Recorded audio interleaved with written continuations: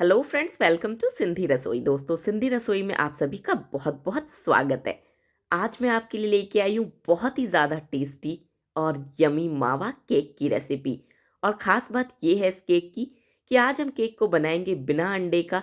फिर भी ये केक बनेगा इतना टेस्टी और डिलीशियस कि अगर आप आज तक एगलेस केक को पसंद नहीं करते थे तो आज के बाद आप एगलेस केक के फ़ैन हो जाओगे। तो चलिए रेसिपी देखते हैं। केक बनाने के लिए यहाँ पे मैंने एक मिक्सिंग बोल लिया है, उसके ऊपर इस तरीके से स्ट्रेनर रख लिया।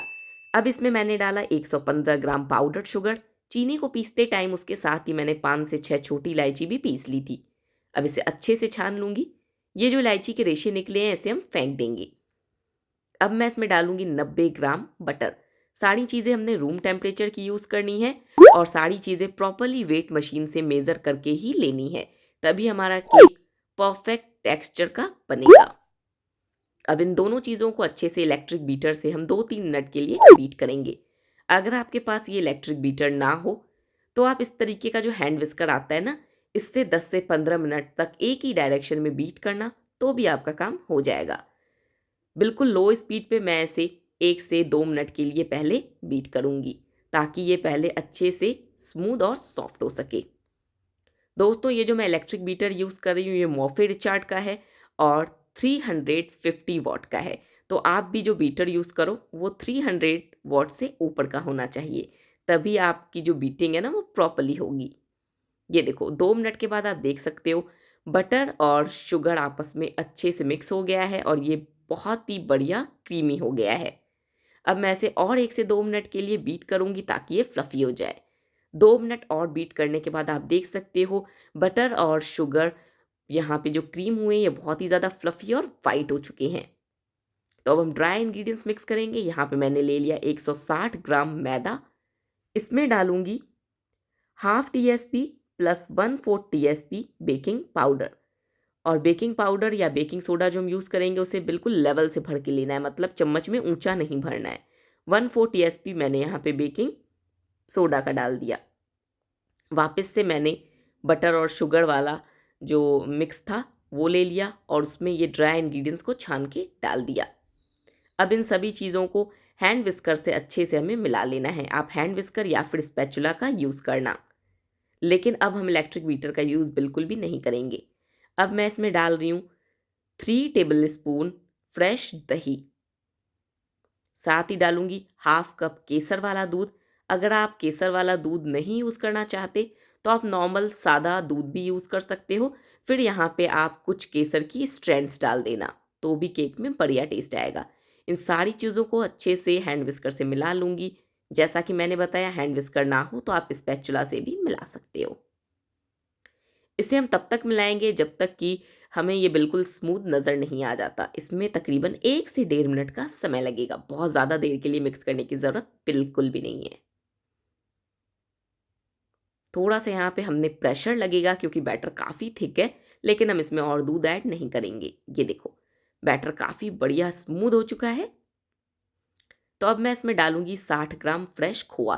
और खोए को ना अपने हाथों से इस तरीके से क्रम्बल करके हमें डालना है।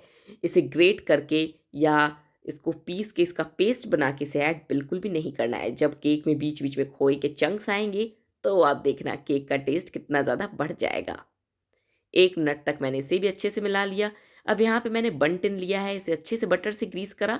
फिर इसमें 1 चम्मच सूखा मैदा डाल के चारों तरफ उसे केक टिन के घुमा के निकाल लिया है, ताकि जो केक टिन है उसमें मैदा बटर के साथ अच्छे से चिपक जाए और केक टिन में मैदे की कोटिंग हो जाए। ऐसा करने से ना जब हम केक बेक करते हैं तो वो टिन में बिल्कुल भी नहीं चिपकता है। और मैंने बन टिन यूज़ करा है। अगर आपके पास बन टिन ना हो तो नॉर्मल रेगुलर गोल केक का टिन या हार्ट शेप का केक का टिन जो भी आपके पास हो वो आप यूज़ कर सकते हो। 7 से 8 इंच का आपको केक टिन यहाँ पे लगने वाला है इतना बड़ा केक बनाने के लिए। अब इसे अच्छे से स्पैचुला से हम ऊपर से स्मूथ कर लेंगे ताकि ये बिल्कुल अच्छे से एक साथ हो जाए। अगर ये ऊपर नीचे रहेगा तो जो केक बेक होगा ना उसकी अच्छी फिनिशिंग नहीं आएगी। अब इसे थोड़ा सा टैप करेंगे ताकि इसमें जो एयर बबल्स हैं वो भी निकल जाए। केक अच्छे से केक टिन में हमने डाल दिया है।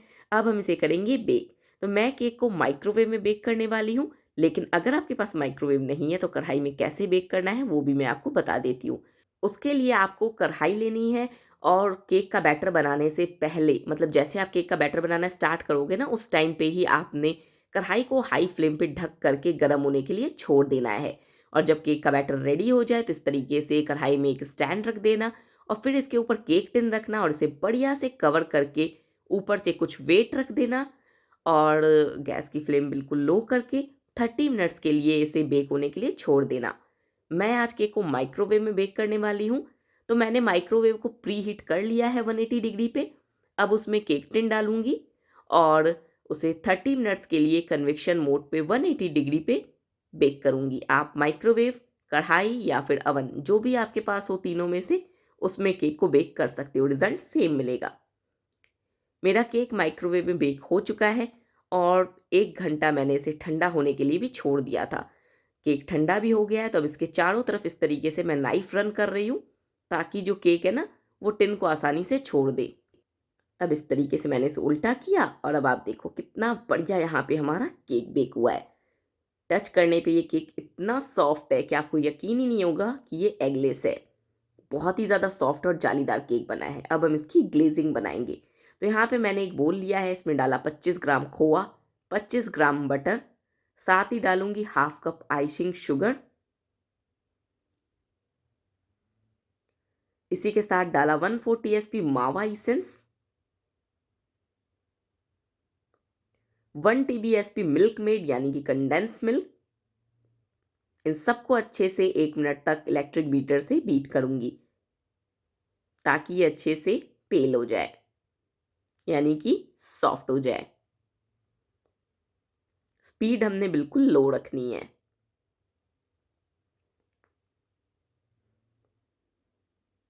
ये देखो दोस्तों, 1 मिनट हो गया है। इसमें मैंने 1 TBSP दूध डाला, क्योंकि ये मुझे थोड़ा हार्ड लग रहा है, तो यहाँ पे बस 1 बड़ा चम्मच मैंने इसमें दूध डाला है। वापस से इसे इस तरीके से मिक्स कर रही हूँ।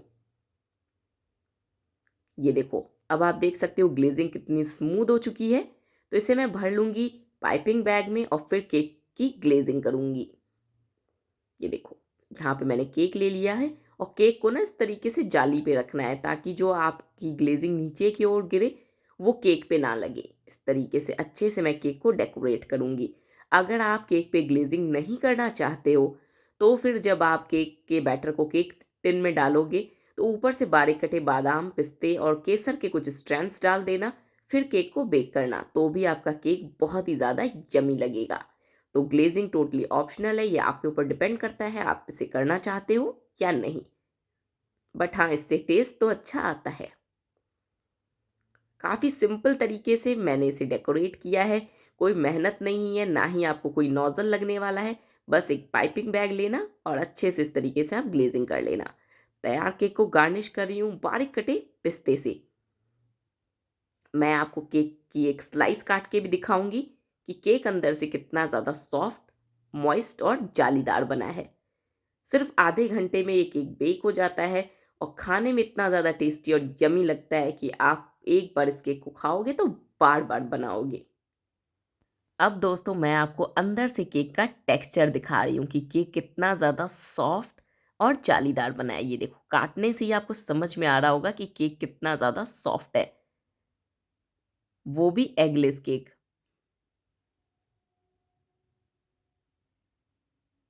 ये देखो दोस्तों, इतना ज़्यादा सॉफ्ट है कि निकालने में ये टूट भी गया। देख सकते हो कितना ज़्यादा सॉफ्ट और जालीदार यहाँ पे स्पंजी हमारा केक बना है। आप एक बार इस तरीके से मावा केक ट्राई करना। यकीन मानो, अगर आप एग वाला मावा केक आज तक खाते थे ना, तो आज के बाद आप उसे खाना छोड़ ही दोगे। तो दोस्तों, आज की रेसिपी कैसी लगी मुझे कमेंट करके ज़रूर बताना। और अगर आपको हमारी वीडियो पसंद आ रही हो तो प्लीज़ इसे लाइक करना ना भूलें। तो मिलते हैं अगली रेसिपी के साथ, तब तक के लिए बाय बाय।